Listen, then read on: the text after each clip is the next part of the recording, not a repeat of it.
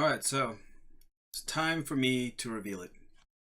To come out to you guys. I am a free speech absolutist. And here's why. So, first of all, there's no telling what is right or wrong, or whether something is good or bad, until it's been put out there. And then once it's been put out there, in by far most of the cases, whether it's good or bad, or right or wrong, there's a lot of bias involved in determining that as well, and there's a lot of things that are subjective in regards to that. Now, of course, we have logic and reason and the scientific method and everything to help us put things to the test, ideas and theories, etc. So whether it's true or false, that might be objectively arrived at, but aside from that, if it's an opinion or a thought or an idea or somebody's interpretation of what they're making off of what they're picking up from their senses, what you see, what you hear, and how your mind processes that. It's a there's really an entire ocean of variables and calculations involved there, and even though you might see something, or hear something from someone that makes you go whoa, this it still leaves that question. Okay, so this is a bit out there, but what made that mind compute in a way that came up with this based on who that person is, their walk of life, their self-interest, their view and scope of everything, their access to whatever they can take in, and yeah, there's just so much there. The more you look at something, there's a lot of unexplored territory in the human mind, and there are actually people out there who spend quite a bit of time in their entire professional lives actually studying this, and so if only for them, and they come up with some pretty spectacular stuff that benefits all of us. So if only to provide them with an honest pool of reference, it's good that everything that can be coined in any mind kind of gets to come out there somewhere, so somebody can go, hey, I want to look at this. This is I'm curious about this. A little bit out there, and where did that come from? So if only for that. And besides, somebody might say something pretty outrageous and out there, but with that same mind, they might be able to do computations that make them really valuable for themselves and for the world somewhere else, where they do some pretty spectacular work that benefits all of us. From that same mind, that the mind that was crazy enough to compute this crazy idea might be crazy enough to compute something spectacular and beautiful, which is also another reason for why it's beneficial to us to actually study minds. And yeah, besides, we this thing inside of here, we think we know quite a bit about it, but we're not even scratching the surface. There's a lot we don't know yet. So we I would consider it a big loss in the long run for us to kill that off. So that is one reason. Another reason, and this is an argument people often bring up, is that once you allow someone to express certain things, then they can find other people who kind of agree with them, or they can persuade people to agree with them, and kind of build this big dangerous club of, yeah, well, yeah, they can, but they can build big dangerous clubs even without saying something crazy and outrageous, even around some very beautiful ideas. And yeah, I just very recently did this little exploration where I involved the Norse god Höður, who's a blind god, and might represent those who are blissfully ignorant or willfully ignorant, or to whom certain details that really illustrate a realistic picture of things might just skip them for some odd reason. And yeah, you can be the most sincere and genuine and virtuous of people, in so many ways, and just never say anything that might be perceived as a threat or out there to anyone, but still manage to do something really, really harmful in this world. But if you are fostering dangerous ideas or dangerous and or malicious intent towards someone, there's whether you express that, vocalize that or not, it's not going to change it. If it's living in here, yeah, you might not be able to gather 100 or 1,000 people with you to build an army that's going to go out there and do something crazy, but it doesn't prevent you from being that person that after you shoot up a whole bunch of people, they go, oh, but he was so quiet and nice, he took such good care of grandma, and he was, yeah, those so yeah, it can be very silent but very deadly. Silence doesn't always make us safer from dangerous ideas, dangerous intent, what have you. It's rather when someone is able to vocalize something that you can at least go, okay, I better look out for so and so, because that person seems like they got something pretty messed up going on up in here, and I might not want to be caught off guard when that bomb goes off.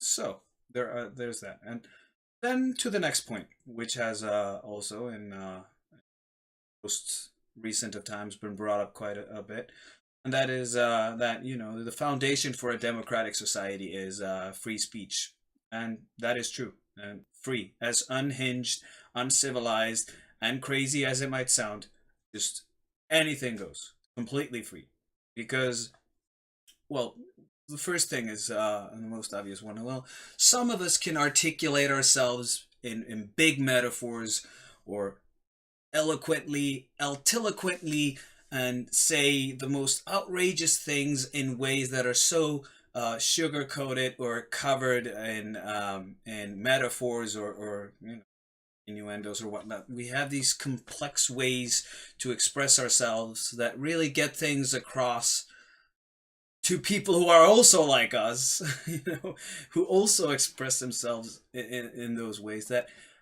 might not really resonate with a lot of other people, and it might exclude a lot of people. So if you want to make democracy and society inclusive, well, you also have to allow for people to be expressed to, and for people in a way that engages them, in a way that works for them, that translates to them, and allow them to express themselves in the way that they're capable of expressing themselves to the rest of us. So we can't just say, oh, we're going to set a standard for expression, what is allowed and what not, that just excludes a large chunk of people because they don't have the capacity to express themselves in that way. And there's a lot of things that goes into our capacity for verbal application. It's not just intellect or command of language or knowing the most advanced vocabulary or what have you. There's a lot that goes in there, and I don't dare to say that I understand most of the things that go into it. So with my multiple languages under my belt, if I don't dare to say, then maybe some scholars do dare to say exactly what goes into how and in which ways we communicate and articulate ourselves or receive what is being articulated onto us. Maybe there are some people who can just stand there and claim that they know every bit of what goes in there. I'm not that guy. I'm not gonna go in there. All I know is that some things translate to certain people in some ways over others. Some things translate really well to so and so, and not to Johnny or Cindy over there. And it's a very complicated issue. But yeah, we need for everybody to be able to express themselves in the way they're capable of, and be addressed and conveyed information to in a way that they can receive it. And yeah, in a lot of the cases and a lot of the time, it's gonna look and sound ugly, but that's just the way it's gotta be. Otherwise, you've created a democracy that only works for a certain few, not everyone. Which is then, if you believe in democracy, and if you believe in a society that is inclusive for everyone, then you have virtually killed your own franchise, to say the least. So yeah, it's and this this idea of free speech being and a virtue or a value in society, and being a cornerstone of a civilization or of democracy. It's not there just to protect us from not being able to read the things that are on our shopping lists for when we go to Costco or Walmart the next time. No, it's not. It's not for small talk. It protect Protected speech is for all the things that you almost don't dare to say, and most people would not dare to hear or know that anyone else heard.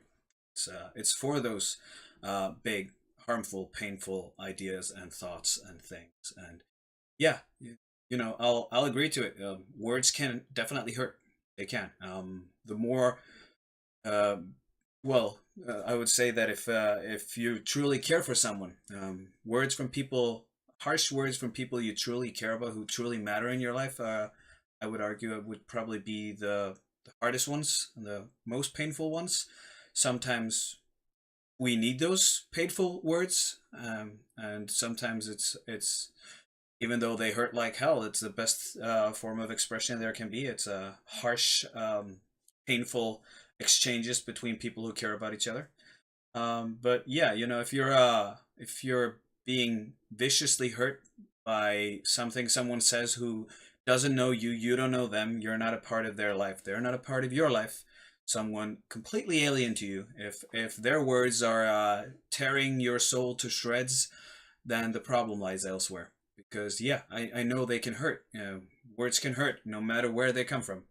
But if you're allowing something to tear you down as a human being, something expressed by someone who just doesn't know you, then the problem is elsewhere. Because whatever they have to say, it doesn't matter. You shouldn't care about it. It shouldn't matter to you, and you shouldn't take it personally. Because who can express themselves personally to you if they don't know you? So yeah, it should be completely irrelevant to you if you're not in that place where something expressed by someone who doesn't know you can't be irrelevant to you. Then that's, in my humble opinion, what you should be looking to fix. To just not care about what someone says who knows nothing of who you are. Anyways, that's my little rant for now. I hope you guys are doing great out there, and whatever you're doing with your lives, you're finding growth. You're learning things. You're succeeding at something, and you're finding your ways toward fulfillment and happiness. And yeah, that's just what I wanted to say for now. Every speech, as vulgar or gross or distasteful as it might sound or come off, we need to allow it to slide, to allow it to be expressed. We're not any safer without it being expressed, and we're not better off. We don't learn about ourselves as humanity and as people. We don't learn as much about ourselves if we don't have an honest, a fully open and honest picture of who we are as a society, as humanity, as life at large. Those are my 2 cents for today.